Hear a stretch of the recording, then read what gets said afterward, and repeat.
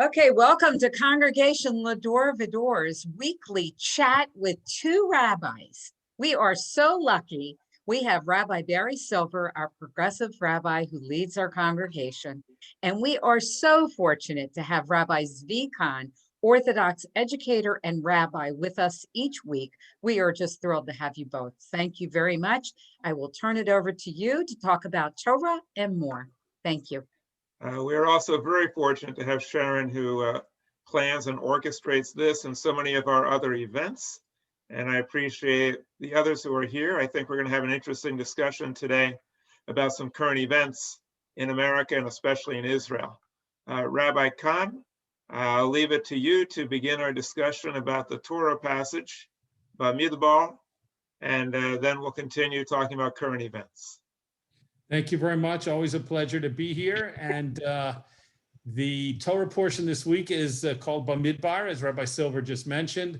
It's interesting to note that the rabbis set up the weekly readings of the Torah portion to ensure that this Torah portion, Bamidbar, would always occur right before the Shabbat, before the holiday of Shavuot. So you can look at any year's Jewish calendar and you will always see the Torah portion of Bamidbar being read and discussed and studied on the Shabbat directly before the holiday of Shavuot, which is the holiday, of course, when we celebrate the giving of the Torah on Mount Sinai, on Har Sinai.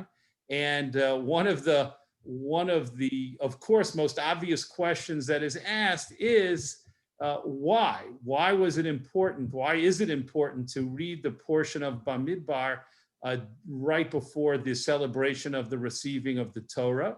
And that question is only strengthened if you read the portion, because when you read the portion, it's very hard to see any connection between what's discussed in Bamidbar, in this week's Torah portion, and the holiday of Shavuot and the celebration of the receiving of the Torah.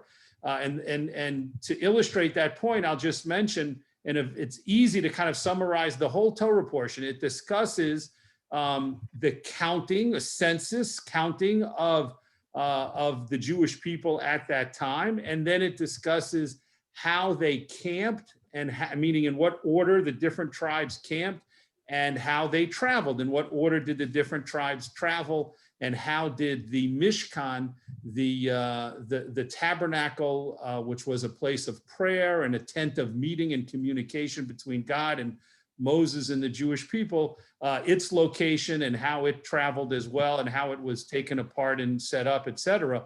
So again, when you read the Torah portion, you might be expecting to see an obvious connection to the holiday of Shavuot, but that obvious connection is lacking. There's no obvious connection. So lots of different explanations and reasons have been offered through the years. I saw one yesterday, which I thought was just beautiful, and I want to share it with everyone. A rabbi who lived in medieval times said that one of the lessons we learned from this juxtaposition is that the Torah, which we're celebrating again on the holiday of Shavuot, should never be viewed as something that is limited to the synagogue. Rather, it should be viewed as something that we bring into our homes and that we take with us even when we travel. In other words, it should infuse, it should be infused, and it should impact and influence all of our activities, whether, of course, when we're in the synagogue, but when we're at home, when we're traveling, when we're on the move. And so the Torah portion of Bamidbar that talks all about how the people camped, and it talks all about how the people traveled during the 40 years in the wilderness, is very relevant as an illustration of this point, to connect the giving of the Torah and to say, celebrate the Torah not only in the synagogues where you worship, but also at home and also when you travel, wherever you go in life as a Jewish person. So I thought that was really a very fine and a very nice, meaningful insight to share.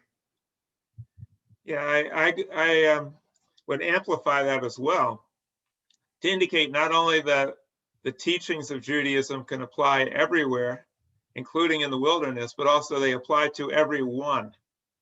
That's why it's talking about the census. Everyone needs to be counted. All the tribes, all the people, all age groups. So the Torah is meant to apply to everyone. And the Jewish people, we have a tough mission to do, and trying to bring enlightenment to the world. And there's not that many of us. So each one counts, and we each need to be part of the census. And I would like to say also, as I usually do each year, you would have to be out of your census not to want to be included in the census of the Jewish people. Because not only is it an obligation, it's a lot of fun, and it's a challenge to try to make this world better. And so we want everyone to be in their census by being included. I'd be interested. I created some new commandments that I'm going to use in the Shabbat celebration this Friday. I was putting together my remarks, and I'm getting better at circumcising my inspirational message. So now it's usually 10 minutes or less.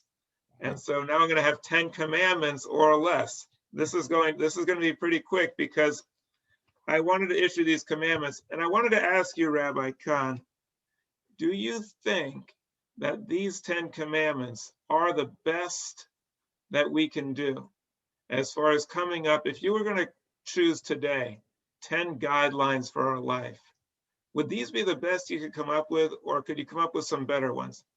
Now, I'm not sure of your position on this, whether you believe that God authored the 10 commandments as the top 10, or was that something that humans came up with among all the 613, that humans decided these should be the top 10? Because I happen to think there's some commandments in Leviticus.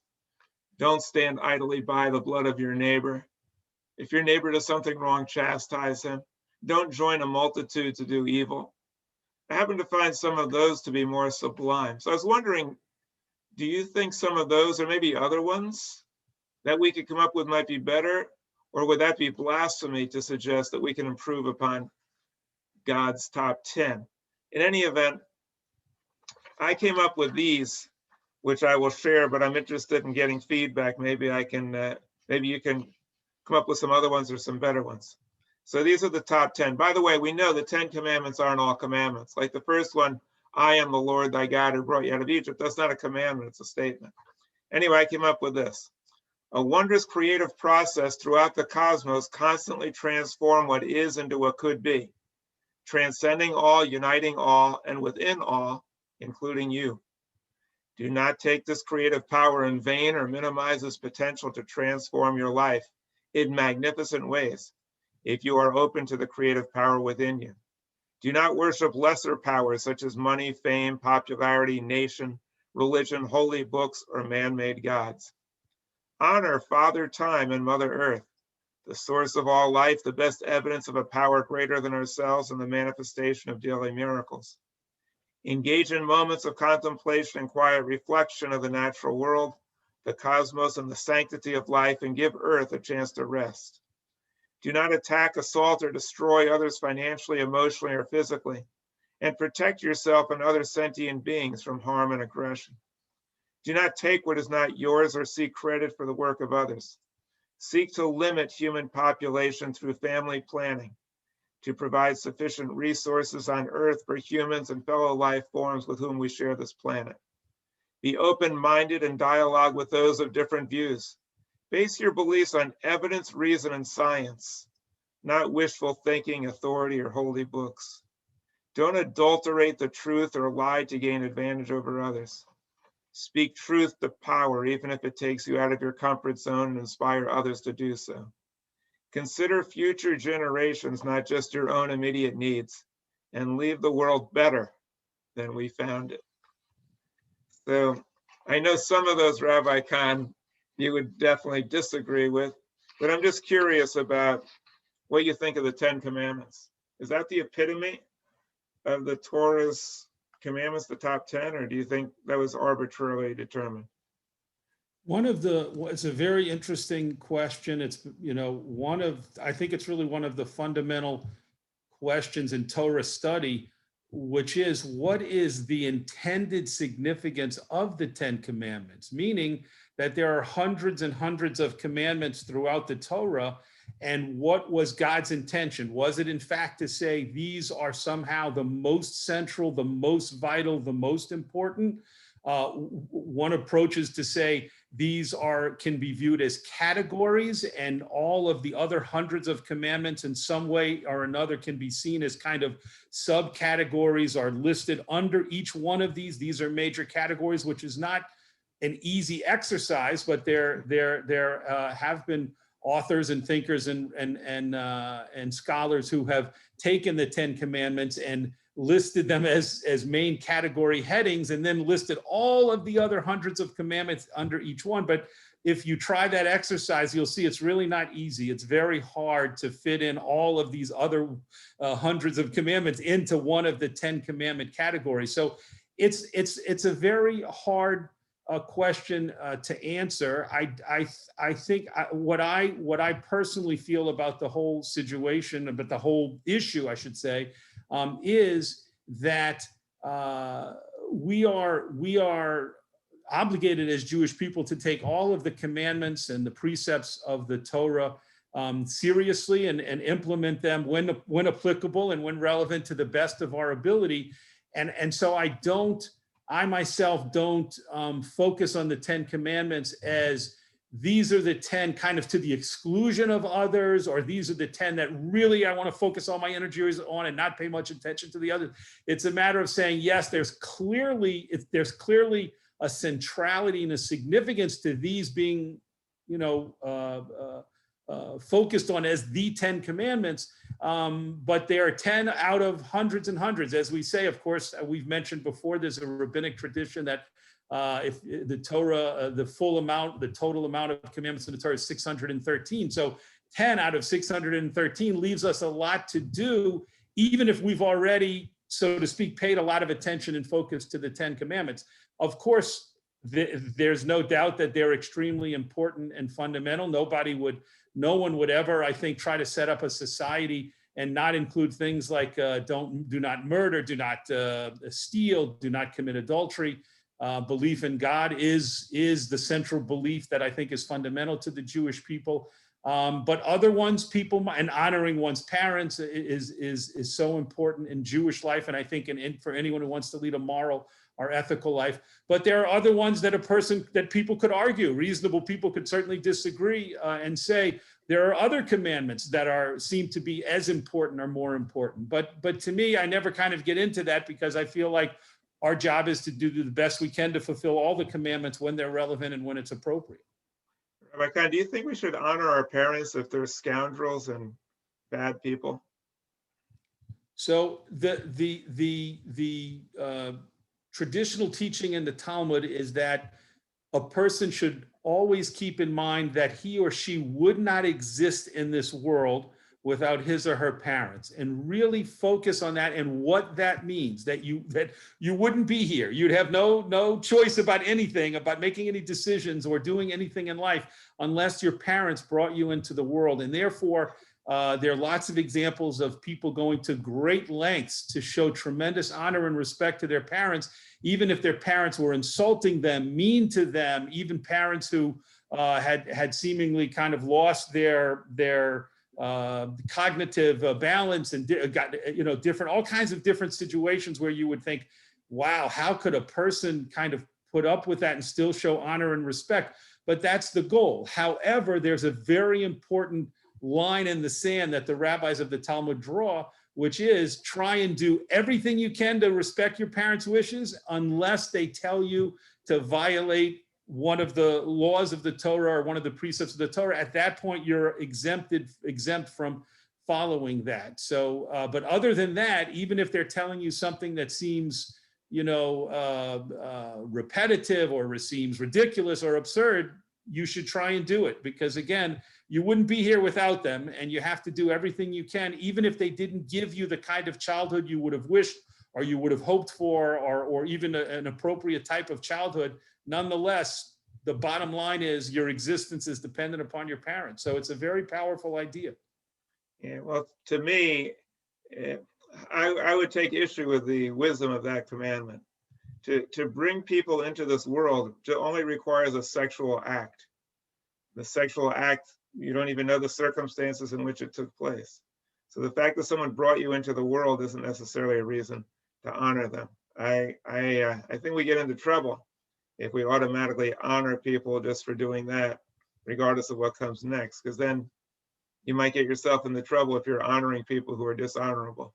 So I think you should, of course, try to honor your parents, especially if they were good to you and raised you, but as a blanket statement, and that's the problem with a lot of these commandments. As a blanket statement, a lot of times they seem to get us into trouble. I'd be interested in hearing from other folks what they think about the 10 Commandments and the discussion we had and the Torah. Anybody have any thoughts they'd like to share?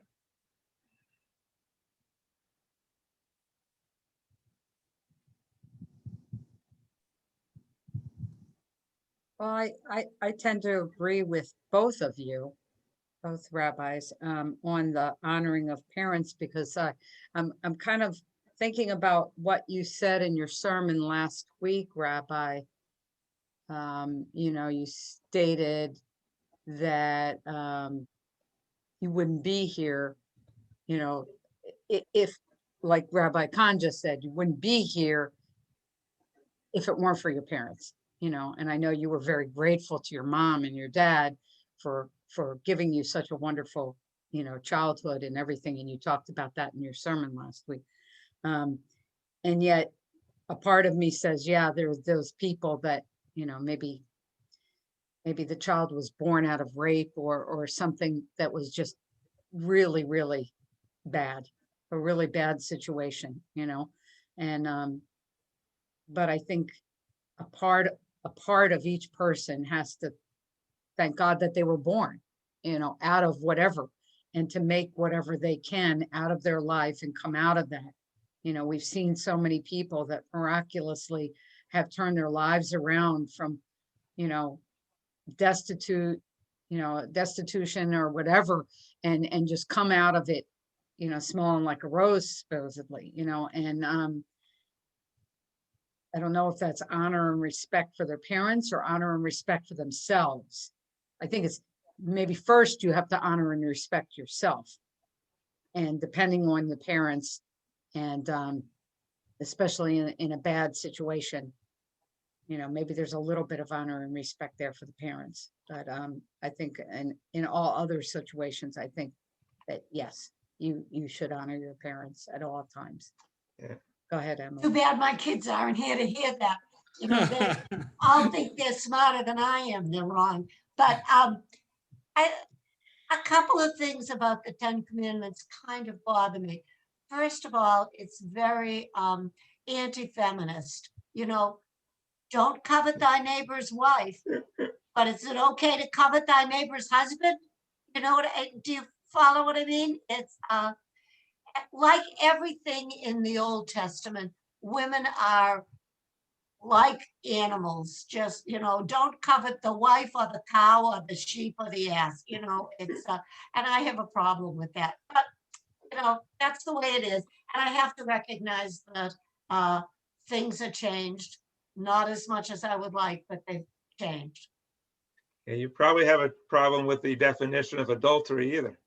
Oh yeah. Too. Thou shalt not commit adultery means that a man can't have sex with a married woman, but Right. he can have sex with an unmarried woman. And the woman, well, actually, it actually seems to give a break to the woman. The woman can have sex with anybody she wants, apparently, because it was not adultery.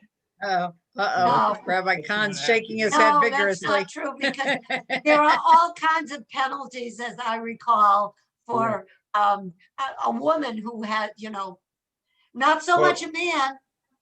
Men can go and scatter their seed or whatever. Yeah, well, she's stoned to death if she was part of an adulterous affair. But adultery is usually thought of as the man having sex with a married woman, because the woman was considered the property of the husband. But you're right, but they're both stoned to death, so it doesn't really do them any good. Raylene. Raylene, go ahead. Yeah, I was wondering, I don't understand, I don't have a Jewish background, but I was wondering, why is there 613 rules, commandments? What is the purpose of that? Who wrote that? Why did they write it?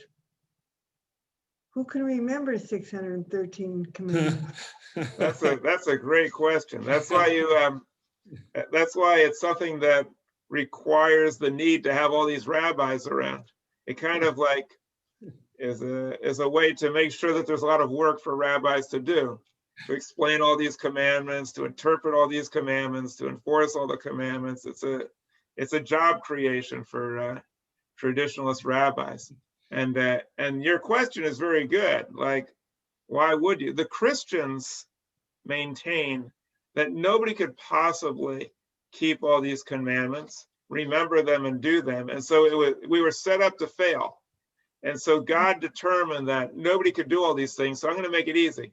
I'm just going to send Jesus, and he's going to take over for all of them. He's going to replace all the commandments. All you have to do is believe in him. You don't have to worry about any of the commandments. It's all out the window. I think there's somewhere in between where you shouldn't have to remember 613, but you shouldn't disregard all of them. I will just say this from my perspective, and we've had this discussion before. I know Rabbi Kahn disagrees, but from my perspective, the Orthodox recognized early on that keeping 613 commandments is impossible and it's not going to happen. But they had a problem because they said it was written by God. The Torah is written by God, so you can't just say, well, there's too many of them, I'm not going to bother. You can't just disregard God's rules. But on the other hand, you can't keep all these commandments. So what did they do? They came up with a few mental gymnastics. One is called the oral law.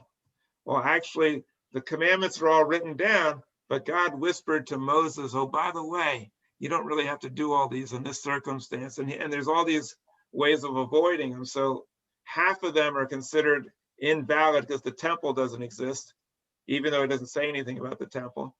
So all the animal sacrifices, all the arcane rituals about the temple, it's all gone because the temple doesn't exist. The problem with the explanation is that when the 10 Commandments were given, there still was no temple. So obviously it wasn't meant to apply just to temple times because it was written before the temple came to exist. But you raise a very good question. The progressive rabbis would say, you're right, there's too many. Most of them are not relevant. We don't need to pay attention. The Orthodox will say, oh, no, they're all God's word, but you have to understand how to interpret them through all oral law and Talmud, and therefore we don't have to keep all of them for one reason or another. And now that I've set up a straw man argument, Rabbi Kahn, I'll let you give the real reason that you would say and defend yourself properly. Thank you for that opportunity. Raylene, I do think it's a very important question. So let me go back and try and talk about the different pieces of your question. First, you said, where does it come from? So actually, if a person just simply read the Torah, the 5 books of Moses from beginning to end, they would find many more than 613 commandments. And by commandment, I mean where the Torah, where the language says in simple form, something like do this or don't do this, do this, don't do this, do this, don't do this. So you would find that phraseology, that phrasing many, many more times than 613 times. The challenge to the rabbis of the Talmud was to look at them and analyze all of them and to say how many of these are repetitive. So for example, you might find it say, I can give you one example, the prohibition of not gossiping, not slandering and telling gossip, not saying negative things to people about someone else is repeated about 36 times in the Torah. So the rabbis of the Talmud said that those are not 36 separate commandments. That's really one commandment, or it's possible, depending on how you want to make the count, that it might be 2 or 3 commandments, but we don't have to count things that are repetitive. It also says in the Torah many times to keep the Sabbath holy and to protect the Sabbath and to guard it and keep it holy several different times. So what the rabbis did was they said, let's get rid of all repetition and find how many individual discrete times in the Torah it says without repetition, without taking into account repetition, do this or don't do this. And that's how they came up with the number of 613. Now, I don't know. I'm sure there are scholars who try and say, what's the symbolism of 613? What's the significance of 613? I'm not aware. I haven't read about that, so I don't really know. But that's how the number 613 was found. It was found by simply going through and trying to ignore all repetition and don't take it into account and just look at separate individual commandments. As Rabbi Silver said, according to Orthodox understanding, some of them apply only in certain situations and don't apply in different situations. It's been estimated that nowadays in modern times, if a person has probably several hundred, call it 300 or about half of the 613 commandments that apply to them. But if you take into account all of the kind of rules and discussions about those laws, it's a lot to study and it's a lot to understand. And that's part of, in Orthodox thinking, that's part of it. It's a lifetime of study. It's a lifetime of commitment. A person in the Orthodox world can never say, I've got this, I've mastered it, I'm done, I don't need to study, I don't need to understand. It's a lifetime of a commitment of studying to be able to understand them all, to understand all the rules of them and when they apply and when they don't apply, and all kinds of different details that go into each one of the laws. And that itself, that study itself is considered fulfilling a commandment. To study the Torah and God's laws is also considered fulfilling a commandment. I do not agree with Rabbi Silver on the idea that somehow it was viewed as impossible. I don't think that that's true. As a matter of fact, I think every person, if we think about all of the different kinds of, I don't know, you might say social rules and legal rules and all kinds of different business things that are in our professional life, all of us have hundreds and hundreds of mores and rules and procedural things that we keep in mind, and we learn them and we do them and we live that way. I don't find it impossible by any means to take several hundred ideas or concepts and say these are the things that should guide a person's life. I definitely think it's possible and it's doable, and people do it, and they've done it for all of the years of Jewish life. People have always observed hundreds and hundreds of laws and commandments. So I think it's very doable, but it does require study and it does require dedication and commitment. Well, Rabbi Kahn, I mentioned that the Christians maintain that it's impossible, and therefore as an excuse for sending Jesus because it was impossible. I don't say it's impossible. I just consider it a colossal waste of time. I think that our time would be much. Yeah, that's a whole different point. But what our time would be much better spent studying how to save the planet, studying psychology, learning history, learning important subjects, going out and feeding people. I find all this arcane study a huge waste of time. I also find a lot of the commandments to be inane, like under what circumstances can you sell your daughter into slavery? And when do you bore a hole through your slave's ear to show that he now belongs to you? I mean, there's a lot of commandments there that are pretty barbaric. And I don't think we need to waste any time studying them. We should just chalk it up to our primitive past and move on. Listen, right behind you is an American flag. We live in America, and everybody can choose what they want to observe and what they don't want to observe. But just to comment on what I was responding to, you had said, I believe you had said the Orthodox decided at some point there's way too many laws, so we're going to use the oral law to knock off a few hundred of these. And well, not formally. They didn't formally do it. It's just kind of like an unwritten code of conduct. All I was trying to say is I don't think that process ever took place, because I know the Orthodox community really well, and they don't mind hundreds and hundreds and hundreds of rules and laws and books and studying and more studying. That's kind of what we're all about. Go ahead, Emily. I'm sorry. Go ahead.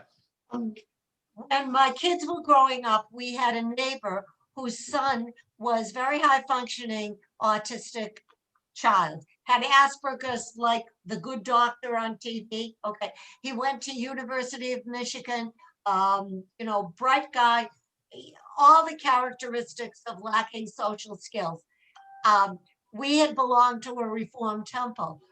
This kid found following the 613 plus commandments fit right into that need for I'm serious, 600, and it was perfect for him. His sport was long distance running because he couldn't interact on a team, and he joined a very Orthodox synagogue, and it went on to lead a very nice, for him, life. So, it fits some people. For people like me that question everything, not so much. But, there's a place for everybody. Go ahead, Sharon. I thought maybe there would be like maybe 6 or 7 rabbis and they divide up the 613. And you remember these 100, you learn those, and you learn these 100, you figure those out. And then we'll get together and we'll talk about what each other learned. Maybe they do it that way. I don't know. Well, that's what the Talmud is. They call that the Talmud. Okay. Yeah. I think Rabbi Kahn has a phone call. Yeah, he has a. Okay. hang on. Jamie came in and walked by. He said, I was waving, but I don't think he saw me. I don't Okay. think I said, come say hello to everybody. And he was like, Yeah, okay. Yeah. There's not that many people here today. right. All right. But Good. Now we can say what we want about Orthodox Judaism, and Rabbi Kahn no. will be able to respond. He's Gave me the finger. I think we've done a good job on this one.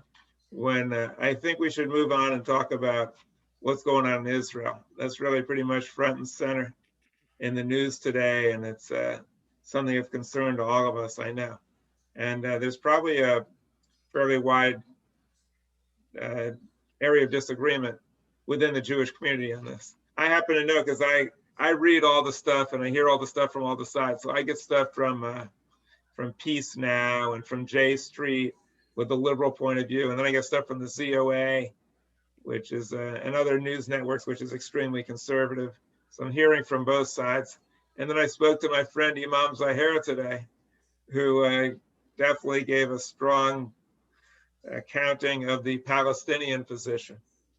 So it's just very distressing to see that truth and facts and evidence seem to get pushed to the side.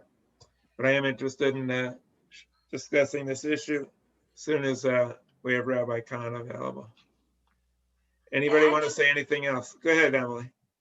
How is this any different than what was done to the Native Americans? Just a thought. Well, the Native Americans were exterminated from one end of the continent to the other in their own land by people who had absolutely no claim other than raw power. So the distinction is vast. And Well, but these people, I just kind of feel they've been living 70 years in these houses. I know it's a Jewish homeland and the land was given by God, et cetera, et cetera, et cetera. These people have been living there for 70 years. Doesn't that count for anything? well, I think it does.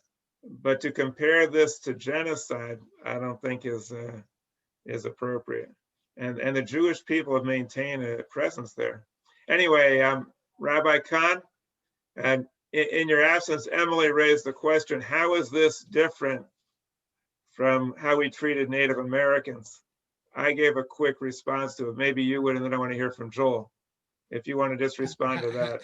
How is what different? How is the tossing Palestinians out of their homes in Sheikh Jarrah, how is that different than what happened to Native Americans? You want to take a quick stab at that, and we'll go to Joel?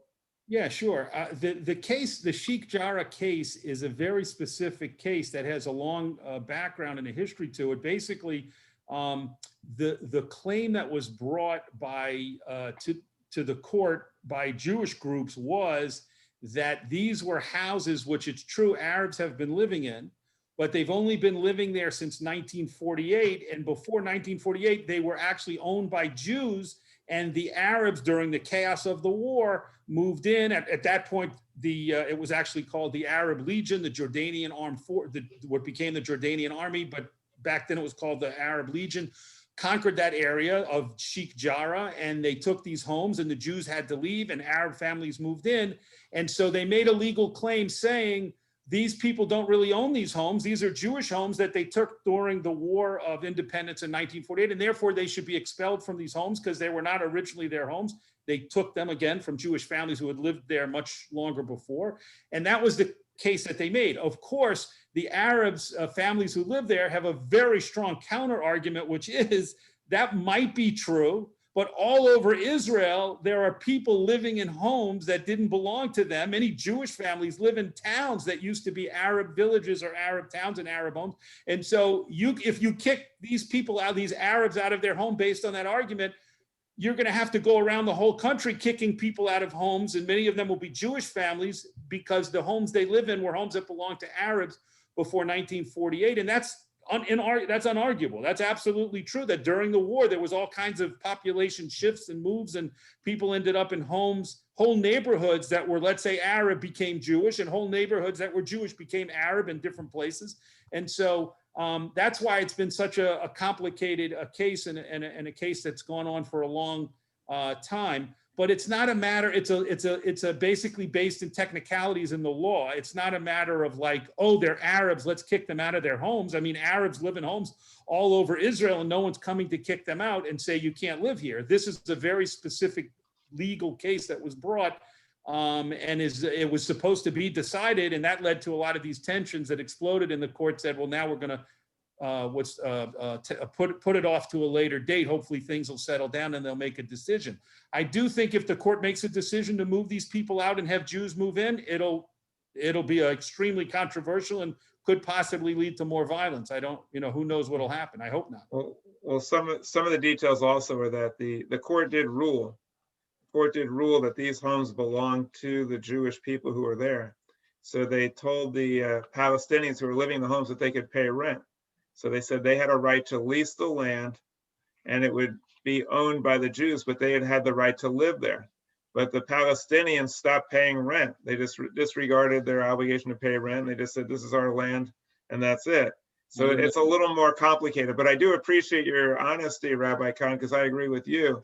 In light of all the land that had been taken from the Palestinians, from the Arabs, for whatever reason, I think they should be entitled to that land. But I think you would agree that this has no analogy to what we did to Native Americans and committing genocide against them from one end of the continent to the other, right? You would agree with that, right? Well, look, genocide doesn't mean moving people out of their homes. Genocide means killing them. That's what genocide. Right, well, we killed Native Americans from one end of the continent to the other. There's no doubt about that. No, I understand, but so this is totally different.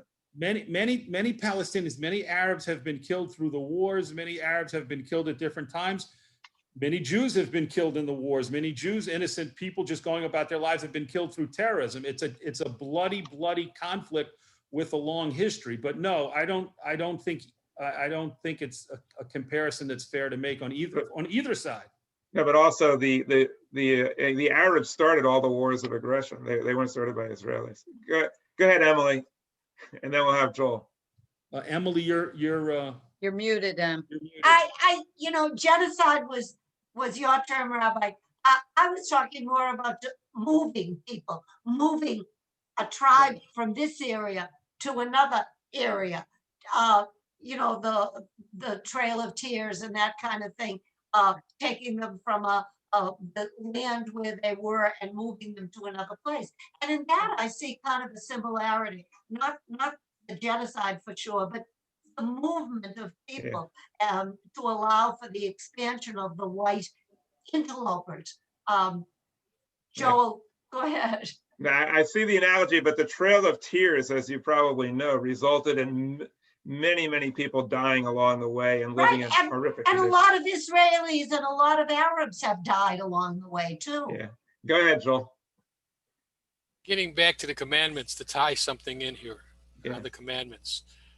In Leviticus, we have the golden rule. Do unto others as you would have them do unto you. I think it's the word. Yeah, love your neighbor as yourself. Yeah. Well, it's in Leviticus. Yeah. And it is one of the 613 commandments that we're talking about. Jesus considered it the second commandment. On the other hand, there's a lot of sages that in the 3rd century started studying with the commandments and came up. A lot of these are obsolete of the 613. Is that correct? Yes. So Yes. there's 613 that exist, but they're not all up to date. Right. Rabbi Kahn and I both agree on that, but for different reasons. But we both agree that many of them are not applicable or enforceable today. Yes. Now here's my tie-in to Israel. In Israel, we're supposed to be it's secular, but it's really ruled by the ultra-religious, have a big hand in this. They do not join the army. They have high population numbers. They control a lot of what goes on by the basis of what they believe in the Torah, Talmud. And they do not practice the golden rule, or their thought of the way they push the Palestinians around. We don't practice the golden rule, because you do it to them, they're going to do it to you. The golden rule says you don't want to kick somebody in the head because they're going to come back and kick you in the head. And I see the whole thing is very political naturally, but the whole thing doesn't make any sense. There's a country there that's should belong to the Jews. It's an area they lived in for centuries. On the other hand, the Arabs also lived there. And there's been that antagonism, and it's gotten worse. And I believe that that's the major problem. I think the government, not all the governments of Israel have been as antagonistic as this particular government. This particular individual who keeps getting, reelected, not naming any names, but he is blind. He's tunnel vision. He's got tunnel vision, and he's a big cause of it, or his beliefs are a big cause of it. No different than what we've had over the last prior 4 years, when a lot of beliefs by that individual were very radical, and policies were not always even-handed. So I give you a big one. You can say that I'm pro-Palestinian. I'm pro living a good life in a good situation and not having the conflict. Right now, there's a civil war going on there. There's towns around Tel Aviv that are getting clobbered internally and externally by the rockets. And internally, some of the Palestinians now are up in arms. The residents, the citizens of Israel over this, because I guess it's gone a little bit over their heads. This is not a good situation at all. This is the worst situation that you can have, and it has to be resolved. They're blaming America. There's a blame going on back to America for not interfering in some of this. It's not America's right to interfere. We interfere too much sometimes.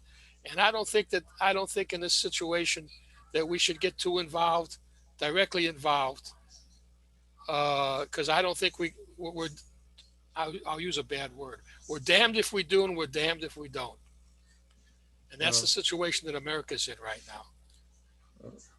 Well, let me respond to what you're saying, and then I'd like to hear from Rabbi Kahn. You said that this situation makes no sense. And I agree with you, because you're dealing with two extremes, both of whom don't use a rational approach to their religion. And so, of course, it's not going to make sense because they're not sensible people.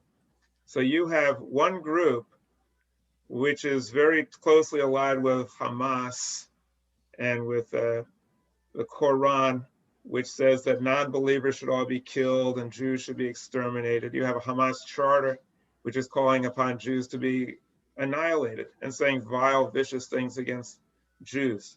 So when you have that mindset, of course, it's not going to make sense. It's going to be violent. Then on the other hand, you have people, and I'm quite sure Rabbi Kahn will disagree with me, but you have Israeli settlers, which I find very unsettling, who follow their own holy book, and they think they're following God's will. And in the Torah, The Torah is very clear about what you do with people who don't believe in the Jewish God who happen to be in the promised land. The Torah does not recommend Jews killing non-Jews wherever they are, but it does say that if other people are worshiping the wrong God in Israel, they should be exterminated. And they were exterminated in the Torah. And so if you have people reading this as God's word, thinking, oh, God told us what to do with these people, they should be killed. And so you have Jews marching through this Arab area, Sheikh Jarrah, saying, death to the Arabs, get out of here, uttering vile, horrible comments because they're deluded and brainwashed into thinking that God wants every non-Jew out of there. You're not going to get any type of peace when these people are in charge. I do believe that America does have a role to play. It should be the voice of reason and say, as Rabbi Kahn started out saying, look, a lot of people are displaced. There's Jews living on Arab lands right now and vice versa. So let them have this land. Because there's a lot more Jews living on Palestinian land than Palestinians living on what used to be Jewish land. Let them have the land. And if they can't afford to pay for it because they're poor, give them the money, pay off the Jewish owners, and let them have the land.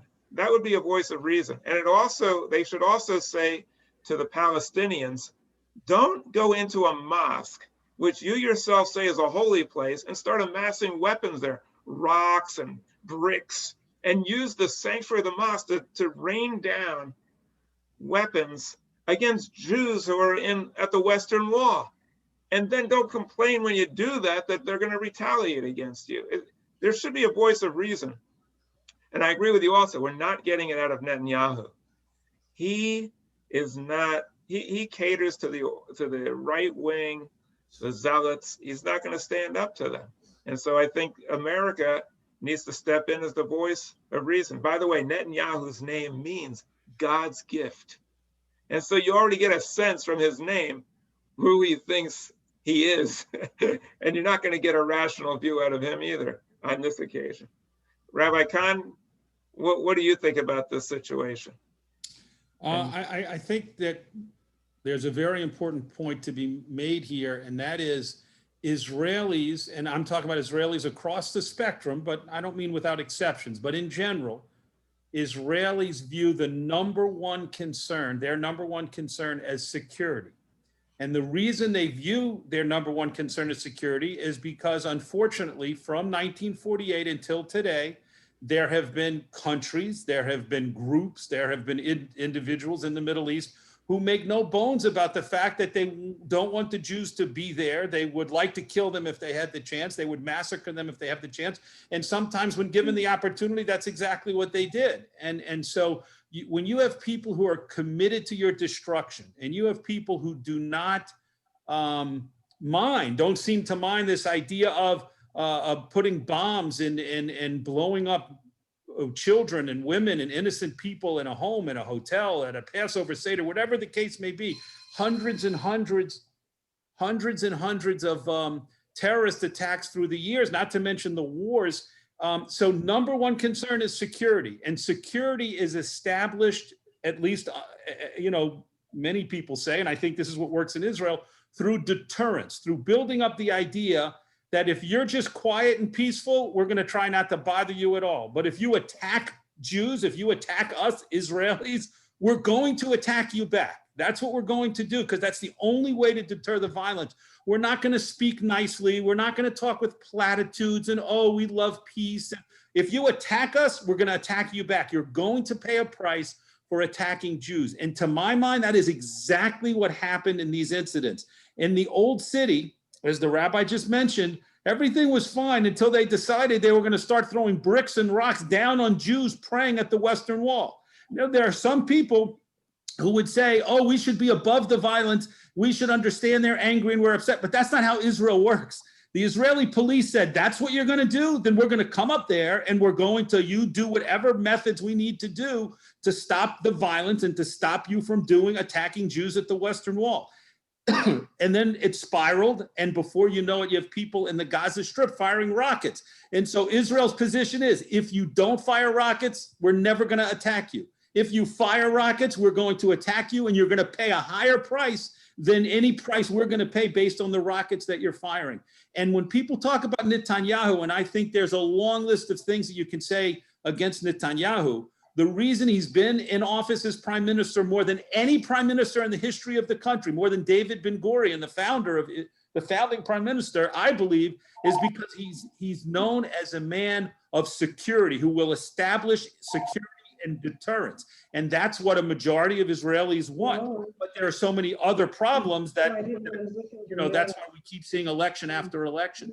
But I believe that I have no problem with what Israel did in terms of the police force in Jerusalem and the Old City, or what Israel's doing right now. If you leave Israel alone, they'll leave you alone. If you attack them, they're going to make it much worse for you than you're going to be able to make it for them. That's how they survive in a very, very Rabbi Kahn, I don't take issue with anything you said, and I'll add something to it beyond that. The Jews for 2,000 years have been powerless, have been oppressed, have been the victims of violence, especially in the Holocaust. I hear what you're saying, and I agree with you. If you're going to attack Jewish people, the days of Jews quietly submitting and succumbing and not retaliating, those days are long gone, and I think it's a good thing. And I don't mind Netanyahu's tough position on that.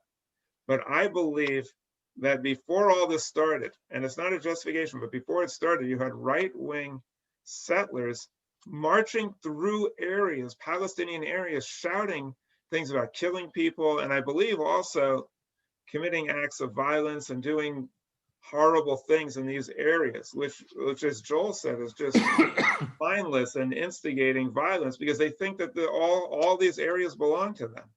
I don't say that justifies a violent attack by the Palestinians. There's better ways of dealing with it, and these people are irrational, violent thugs.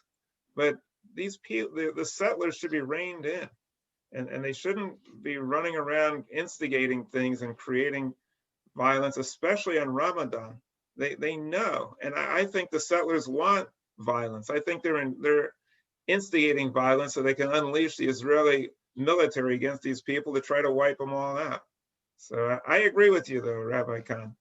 People engage in violent acts against Jews and Israelis. There should be a strong response, and the response was appropriate. But I think that the right-wing Jews instigated a cycle of violence.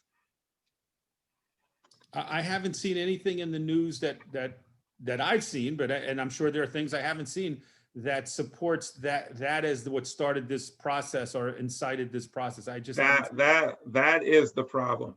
That is the problem, because I see the news and I read the news and I don't see anything about that either. I don't see anything about it. But if you read other news sources, and I'm not talking just about AOC or J Street or irreputable sources. I'm talking about legitimate news sources, and they're not reported that widely because it doesn't fit in with our narrative. If you look at legitimate news sources, you'll see that there were instigations by right-wing Jews yelling and chanting horrible things, instigating things against the Arab communities. I encourage everyone here to look for yourself and to try to find out those sources of information, because it is indeed very troubling. And I think it all goes back to the same issue of people reading these holy books and taking them literally. Because thousands of years ago, there was vicious violence. And if we return back to those days, we're in trouble. Go ahead, Sharon. So about 2 weeks ago, I watched a program. It was called Minority of One Man's Journey from Hatred to Freedom. I don't know if you're aware of this. There's a young man, I'd say maybe he's might be 30 years old. He was raised in Cairo, Egypt, with, to Muslim parents, etc. And what he was telling us about is he's made a transition to, he knows Hebrew. He's not Jewish, but he knows Hebrew, he knows English, he was an interpreter. His saving grace was the Israeli center in Cairo. He used to go there and learn Hebrew and stuff. But he wrote a book. I think the book is called Minority of One. And he's a young man that he was telling about. They made a movie about him, a documentary, and he's talking him throughout it. And basically, he's showing that as a child and as a young man, on the TV, everywhere, it just basically says, kill the Jews, we hate the Jews are evil, the Jews are the devil. They're indoctrinated from birth just about to hate Jews. And this is in Cairo, Egypt, and it was awful. It was really awful. But he went out of it. He knew he wasn't allowed to go and learn Hebrew. He wasn't allowed. He actually got tortured for like, I think 45 days or something. Got thrown in prison, and every day they drag him out and beat him. And his father and his mother disowned him. And then they threw him out of jail. I mean, his story is amazing, but it's what they're doing. They're indoctrinating them as a young child all the way up that Jews are the enemy. Jews are horrible. We've got horns and all that. I mean, they were like, when they found out he was learning Hebrew, it was like, oh my God, how could you do that? You're going to go to hell. So, I mean, it was an amazing presentation. And I imagine his book is something to be really read and considered. There's also another book similar to that called Son of Hamas, written by the son of a Hamas leader who was befriended in jail by an Israeli security agent. And he also came to discover that all the things he heard about Israel were not true, and that the Palestinians were exceptionally violent. And he, of course, was a pariah in his community, but it's a similar book. And It's hard, but you're right, Sharon. And like 1 billion people are taught really ugly things about Jewish people. And we shouldn't be spending all of our time and effort and money and lives in Afghanistan and Iraq without challenging this idea. We're fighting an idea. We're fighting a concept born out of the religious community. And we need to fight in the battle place of ideas and challenge these obnoxious ideas about Jews and confront them. Politically correct people usually don't do that, but I agree with you. As long as people are taught that as kids, it's never going to go well. Anybody else want to share some thoughts before we conclude? All right, well, I just want to thank everybody for a very lively, interesting discussion. Let's do some homework and look at all the news sources, not just the ones that we're used to, and see if we can find out what's really going on. But Rabbi Kahn, I just have to say that your analysis about Jews not willing to be attacked and fired upon without a response, you and I are in complete agreement on that. I have to apologize for running in and out. It's a funny time of day, No worries. We appreciate all the time you're in, especially with your family around. So thank you for joining us, everybody. It's good seeing you. I think Rabbi Kahn had a remark to say. No, you didn't? No, I was just going to say, I think the idea would be agreed upon, at least in some form, by everybody who's participating and all of our usual participants. No one would argue against the Jewish need and right to defend themselves. I'm sure that people can disagree about to what extent and in what situations maybe exceptions should be made or however we handle it. But that basic idea is something, as you said, Rabbi Silver, since the Holocaust, how could a Jew say that Jews shouldn't defend themselves? We have to absolutely be ready to defend ourselves in every way with, again, sometimes limitations, and people can disagree about the limitations and reasonable people can disagree. I agree with you that we should defend ourselves, but we also have an obligation to reach out to friendly Muslims who are willing to talk to us. That's why I'll be at the mosque tonight. And it's going to be a very difficult conversation I'm going to have, because the imam there and the rest of the people there think that Israel is doing bad things. And I'm going to have to come in and share a point of view that differs on Ramadan. But I think it's important that we do that and we reach out to people who are willing to talk and try to encourage dialogue between the two sides. Because if we're just talking to ourselves and not each other, it's going to make matters a lot worse. So I hope you're not. I'll let you know what happened. I hope you're not going to go by yourself. I'm not worried. I'm not afraid. I am always very warmly received in the mosque. Every mosque I've ever been to they've always been very gracious. If I went to a mosque in the Middle East, in Cairo or Syria, I wouldn't do it. That would be a crazy thing to do because I would probably not survive. But here in America, the mass that I've gone to have been very warm and gracious. Thanks a lot, Sharon, for orchestrating. Thank you, this. guys. Take care, everybody. Thank you.